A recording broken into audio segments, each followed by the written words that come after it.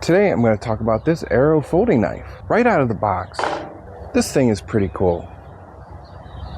Let's get it right side up. This is pretty cool. It's just like a lot of the popular brands, but it has that Arrow quality.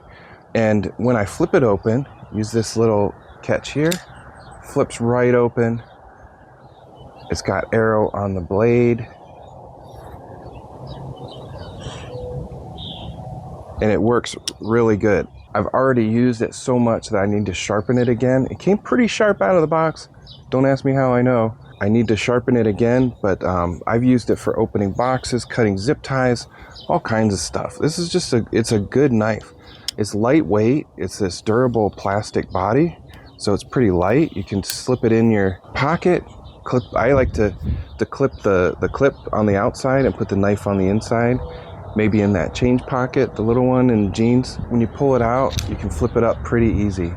It's fun to just kind of sit there and flip it. It's balanced really good, never misses. This is a good knife. I really like it. Oh, and did I mention it has a 3.5-inch blade? That could be important depending on where you're going to use it. 3.5 inches. I'm going to use this a lot.